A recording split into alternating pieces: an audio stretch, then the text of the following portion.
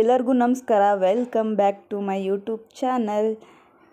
ಇವತ್ತು ಫ್ಲಾಕ್ಸಿ ಜೆಲ್ನ ಇದನ್ನು ಮನೆಯಲ್ಲೇ ಯಾವ ಥರ ತಯಾರಿಸೋದು ಅಂತ ತೋರಿಸ್ಕೊಡ್ತಾ ಇದ್ದೀನಿ. ಫ್ಲಾಕ್ಸಿ ಜೆಲ್ಗೆ ಕನ್ನಡದಲ್ಲಿ ಅಗಸೆ ಬೀಜ ಅಂತಲೂ ಕರಿತೀವಿ. ಇದನ್ನು ನಮ್ಮ ಕೂದಲ ಮೇಲೆ ಹೇಗೆ ಹಚ್ಕೋಬೇಕು ಮತ್ತು ಇದನ್ನು ಯೂಸ್ ಮಾಡ್ತಾ ನಮ್ಮ ಕೂದಲುಗಳು ಯಾವ ಥರ ಬದಲಾವಣೆ ಆಗುತ್ತೆ ಅಂತಂದು ಇದರಿಂದ ಆಗುವ ಉಪಯೋಗಗಳು ಏನಂತಂದು ಹೇಳ್ತೀನಿ. ಸೊ ನಾವು ಮೊದಲನೇದಾಗಿ ಇವಾಗ ಫ್ಲಾಕ್ಸಿ ಜೆಲ್ ಯಾವ ಥರ ಮಾಡೋದು ಅಂತಂದು ನೋಡೋಣ.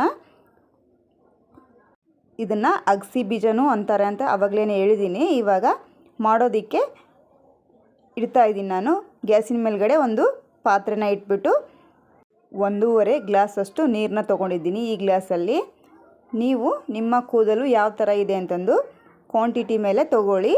ಇವಾಗ ಅಗಸೆ ಬೀಜನ ಸೇರಿಸ್ತಾ ಇದ್ದೀನಿ. ನೋಡಿ, ಇದೇ ಅಗಸೆ ಬೀಜ. ಇದನ್ನು ನಾನು 4 ಸ್ಪೂನ್ನ ಹಾಕ್ತಾಯಿದ್ದೀನಿ. ನಿಮ್ಮ ಕೂದಲು ಯಾವ ಥರ ಇದೆ ಅಂತಂದು ಹಾಕ್ಕೊಳ್ಳಿ.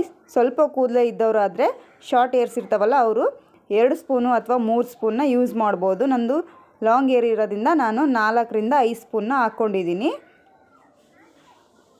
ನೋಡಿ, ಇವಾಗ ಚೆನ್ನಾಗಿ ಮಿಕ್ಸ್ ಮಾಡ್ಕೋಬೇಕು. ಇದನ್ನು ಲೋ ಫ್ಲೇಮಲ್ಲೇ ಇದನ್ನು ಮಾಡ್ಕೋಬೇಕು.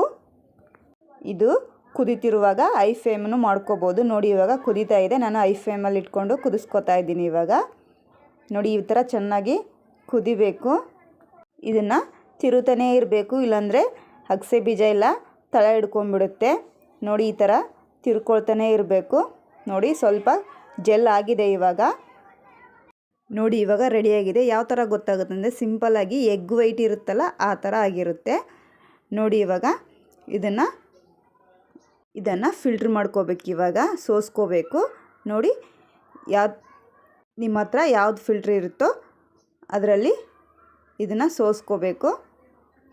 ನೋಡಿ, ಫಿಲ್ಟ್ರು ಎಷ್ಟಾಗುತ್ತೋ ಅಷ್ಟು ಮಾಡಿಕೊಂಡು ಒಂದು ಸ್ಪೂನ್ ತೊಗೊಂಡ್ಬಿಟ್ಟು ಈ ಥರ ಮಿಕ್ಸ್ ಮಾಡಬೇಕು. ಆ ಥರ ಮಿಕ್ಸ್ ಮಾಡೋದ್ರಿಂದ ಜೆಲ್ಲು ಕೆಳಗಡೆ ಇಳಿಯುತ್ತೆ, ತಿಕ್ಕಾಗಿರುತ್ತಲ್ಲ, ಅದಕ್ಕೋಸ್ಕರ.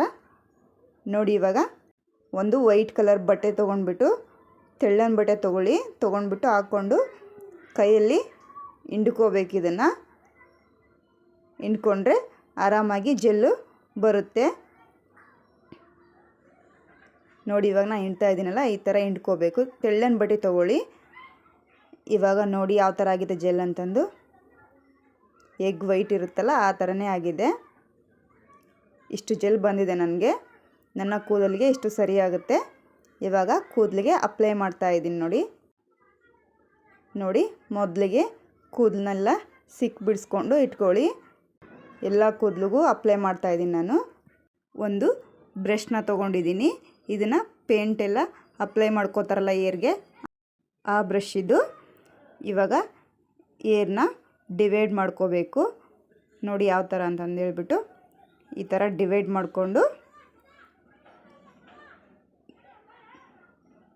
ಏರ್ಗೆ ಎಲ್ಲದಕ್ಕೂ ಅಪ್ಲೈ ಮಾಡ್ಕೋಬೇಕು. ಕೂದಲಿಗೆ ಎಲ್ಲದಕ್ಕೂ ಸ್ಪ್ರೆಡ್ ಮಾಡ್ಕೊಳ್ಳಿ. ಇದ್ದರೆ ನೀವು ಬ್ರಷಲ್ಲಿ ಅಪ್ಲೈ ಮಾಡ್ಬೋದು, ಇಲ್ಲಾಂದರೆ ಕೈಯಲ್ಲೇ ಅಪ್ಲೈ ಮಾಡ್ಕೋಬೋದು. ಚೆನ್ನಾಗಾಗುತ್ತೆ. ಕೈಯಲ್ಲಿ ಕೂಡ ಈಸಿಯಾಗಿ ಮಾಡ್ಕೋಬೋದು. ನೋಡಿ, ಇವಾಗ ಎಲ್ಲ ಕಡೆನೂ ಅಪ್ಲೈ ಮಾಡ್ತಾ ಇದ್ದೀನಿ ನಾನು. ಈ ಥರ ಡಿವೈಡ್ ಮಾಡಿ ಹಚ್ಚೋದ್ರಿಂದ ಎಲ್ಲ ಕಡೆನೂ ಅಪ್ಲೈ ಆಗುತ್ತೆ. ನೋಡಿ ಯಾವ ಥರ ಹಚ್ತಾ ಇದ್ದೀನಿ ಅಂತ ಹೇಳ್ಬಿಟ್ಟು. ನೋಡಿ, ಎಲ್ಲದಕ್ಕೂ ಅಪ್ಲೈ ಮಾಡ್ಕೊಳ್ಳಿ. ಈ ಥರ ಡಿವೈಡ್ ಮಾಡಿಕೊಂಡೆ ಅಪ್ಲೈ ಮಾಡ್ಕೊಳ್ಳಿ. ನೋಡಿ, 2 ಕೈಯಲ್ಲಿ ತೊಗೊಂಡ್ಬಿಟ್ಟು ಚೆನ್ನಾಗಿ ಮಸಾಜ್ ಮಾಡ್ಕೋಬೇಕು. ಚೆನ್ನಾಗಿ ಮಸಾಜ್ ಮಾಡಿಕೊಂಡು ಕೆಳಗಡೆ ಇರುತ್ತಲ್ಲ ಕೂದಲುಗಳಿಗೆ, ಅದಕ್ಕೂ ಕೂಡ ಹಚ್ಕೋತಾ ಇದ್ದೀನಿ. ಡಿವೈಡ್ ಮಾಡಿಕೊಂಡೇ ಹಚ್ಕೊಳ್ಳಿ. ಎಲ್ಲ ಕೂದಲಿಗೂ ಅಪ್ಲೈ ಆಗಬೇಕು ಅದು.